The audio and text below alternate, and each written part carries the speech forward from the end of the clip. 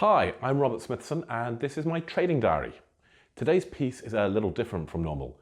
Instead of telling you what I'm doing, I'm going to share what I'm thinking. So if you're looking for concrete ideas and actions, turn away now.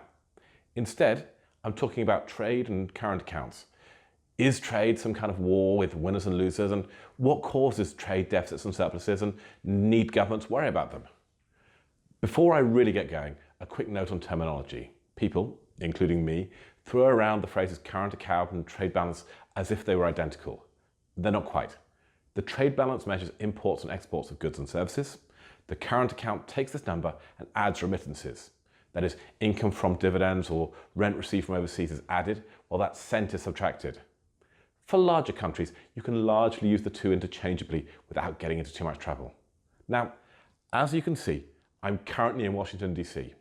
There's a man here who believes that trade has winners and losers and that America is losing in some giant trade battle.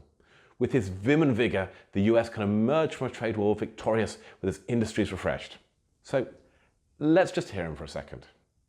Well, the United States has been taken advantage of by other countries. We have been mistreated by many.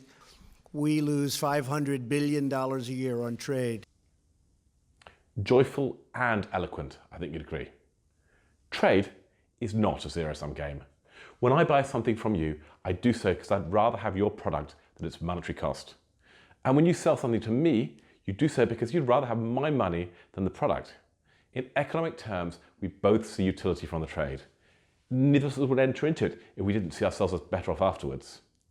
This is the key feature of capitalism. People enter into voluntary agreements to exchange goods and services for money. It's a democracy of sorts. Everyone votes with their feet, or should I say wallets. And this is true both of transactions in one country or between parties in different countries. If I live in Los Angeles and choose to buy a German car over a US one, it's because I see greater utility in owning a VW Tiguan over a Corvette. And that's good. I've maximized my utility. That transaction was good for me and good for the vendor. But let's pretend for a second that none of this is true. There are countries that run trade surpluses, such as China, and countries that run deficits, such as the US. The popular view is that countries who run surpluses do so because of some mix of artificially cheap currencies, lower environmental and labour standards, and tariffs that prevent their citizens from buying imported goods. To see whether these factors do actually cause trade deficits and surpluses, we need to see if they correlate with trade balances. So let's start by looking at a country which, according to The Economist, has the most overvalued currency in the world, which must mean its businesses struggle to export. This country has, according to a Yale standard, the world's most stringent environmental legislation, so its firms are disadvantaged compared to those in the developing world with laxer standards. Finally, this country has free trade agreements with the two largest exporters in the world, the EU and China, so it cannot protect domestic industry via tariffs. Oh, look, I'm not in Washington, DC anymore. Is that a cuckoo clock I hear? If Donald Trump is right about the causes of trade deficits, then Switzerland must be running an almighty large one. Its factories should be closing as they relocate to China or Eastern Europe, and its unemployment rate must be soaring. Now comes a painful admission. You see, Switzerland does have an extreme trade imbalance, worse than the US or the UK even. But it's the other way around. Switzerland has an enormous surplus, almost 10% of GDP, the highest in Europe, higher than any country in the Americas, higher than China, Taiwan and Korea, and the highest of any developed nation other than Singapore. If the cause of trade deficits is as Donald Trump believes it, how can Switzerland possibly run a surplus? Okay, I'm going to spoil it for you now. Trade deficits and surpluses are not caused by tariffs or currency manipulation or environmental standards or any number of things it is easy to make political capital out of.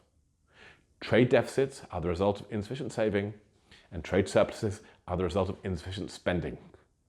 A normal cyclical economy should run trade deficits when demand runs ahead of production and booms, and surpluses when domestic demand dries up due to increased saving and slowdowns. If you look at the household savings rates on one axis and the current account deficits on the other, you see a near perfect correlation. Trade balances are the consequence of households deciding whether to spend or to save. This can be seen at an individual country level too. Look at the UK's current account and household savings rates over the last 3 decades. They rise and fall in lockstep. The same is true of the US and indeed any other country you care to mention. So if you want your country to run a trade surplus, it's really very easy. Implement policies, as Germany, Switzerland and China have done, that suppress consumption and encourage saving. But back to the US for a second. Not here. That's better. The problem with suppressing consumption is that it has nasty near-term economic consequences. That iPhone 10 bought at the Apple Store behind me adds more to US GDP than it does to Chinese. Consumption dominates the US economy. An increase in the savings rate then is likely to lead to a recession. If you don't believe me, let's go to Madrid. I love technology. Spain ran a big trade deficit in 2007. Spaniards borrowed and spent and borrowed and spent, and then suddenly, with the global financial and then the Eurozone crisis, they couldn't do that anymore. Savings rates went through the roof and the economy entered an extremely painful recession. Now, on the positive side, their economy rebalanced and Spain now runs a trade surplus. But the transition was unpleasant and characterized by extremely high unemployment. So back to Washington, DC. The Trump administration has instituted a series of measures designed to boost the US economy. The good news is that these will increase GDP, but they'll do so by increasing consumption further. An expansionary budget is almost by definition about increasing spending. And spending has a much quicker payback than investment. It's like shooting up heroin rather than having a healthy breakfast of oats. Donald Trump wants to reduce the US trade deficit, but his trade policies misdiagnose its cause and his fiscal policies will aggravate it. But you know what? So long as the consumption boom continues, no one will really care. The fact is, like with heroin, when you're on a bender, the whole world seems good. Now, I haven't really answered the question about whether trade deficits or surpluses are good or bad. And there's a reason for that. The reason is they aren't either. They should just be natural parts of the economic cycle as consumers and households increase and decrease their savings rates in response to rising or falling confidence. Economics is ultimately cyclical and balance will come eventually. We just sometimes don't see the cycles because they're so long, but they're always there.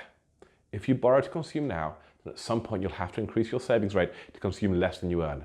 And that process is likely to be painful. Anyway, back home to sunny Los Angeles. I hope this piece has been interesting. My next piece is going to return to more familiar territory and I'll be talking about the oil price. Please click to subscribe and feel free to ask any questions below. Thanks and goodbye.